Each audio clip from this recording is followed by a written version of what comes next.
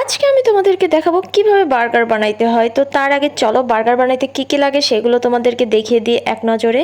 তো দেখতেই পাচ্ছ এগুলো কিন্তু বাজার থেকে কিনে নিয়ে এসেছিলাম। আর এদিকে বার্গার যেহেতু বানাবো একটু সুন্দর করে যদি না সাজুগুজু করি তাহলে তো আমাকে সুন্দর লাগবে না, তাই একটু টোটাল লিপস্টিক দিয়ে নিলাম। তো ভাবটাপ সবকিছু দেখাই দিলাম। আর এদিকে এই যে সালাদ কেটেছি, এদিকে চিকেন ম্যারিনেট করে রেখেছি, আর এদিকে কিন্তু ফ্রেঞ্চ ফ্রাইয়ের জন্য আলুও কিন্তু ফ্রাই করে রেখে দিয়েছি, মানে পুরোপুরি ফ্রাই করি নাই, সিদ্ধ করে রেখে দিয়েছি আর কি। তো এদিকে চিকেনগুলো আমি সুন্দর মতন ভেজে নিচ্ছি। আর চিকেনে কি কি দিয়েছি A to Z যদি তোমাদের জানার ইচ্ছা থাকে তাহলে তোমরা ইউটিউবটা ভিজিট করতে পারো, মানে আমার ইউটিউব না, ঠিক আছে, লোকের ইউটিউব ভিজিট করে দেখে নিতে পারো। তো এদিকে আমি মিওনিজ বানাচ্ছি গাইস, আর এটা যে এতটা পরিমাণ মজার হয়েছে তোমরা একবার বাড়িতে ট্রাই করে কিন্তু দেখতে পারো।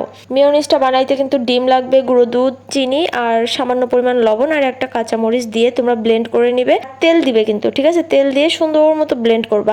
তোমরা চাইলে কিন্তু মিওনিজটা মনে করো হাফ সিদ্ধ ডিম কিংবা হাফ পোস্ট ডিমটাই বেশি বেস্ট লাগে খাইতে। তো যাই হোক, মিওনিসের রেসিপি তো তোমাদেরকে দিয়ে দিলাম। আর এদিকে কিন্তু ফ্রেঞ্চ ফ্রাই করলাম, ঠিক আছে। ফ্রেঞ্চ ফ্রাই কিভাবে ভাজতে হয় এটা তো তোমাদের শেখানোর মতন কিছুই নাই, তোমরা সবাই জানো টুকটাক। তো আলু ডোম করে কেটে সিদ্ধ করে ভেজে নিয়েছি হলুদ লবণ দিয়ে।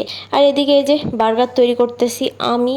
আর বার্গারটা এতটা পরিমাণ মজার হয়েছিল, বাট যে দোকান থেকে আমি পাউরুটিটা নিয়েছিলাম পাউরুটিটা মজার ছিল না, একদম বাজে ছিল। তোমরা চাইলে কিন্তু আমার রেসিপিটা অবশ্যই ট্রাই করে দেখতে পারো, আসলেই কিন্তু অনেক বেশি মজার ছিল। আর তোমরা যারা যারা ট্রাই করবা অবশ্যই কিন্তু আমাকে কমেন্টে জানাতে একদম ভুলবা না। তো যাই হোক, আমার ভিডিওটা এতক্ষণ দেখার জন্য অনেক অনেক ধন্যবাদ তোমাদেরকে। আর আমার ভিডিওটা কে কোথায় থেকে দেখছো অবশ্যই কিন্তু কমেন্টে জানাতে একদম ভুলবে না। তো সবাই ভালো থেকো, সুস্থ থেকো। আজকের ভিডিও এ পর্যন্তই, নেক্সট কোনো ভিডিওতে আবার দেখা হবে। আল্লাহ হাফেজ।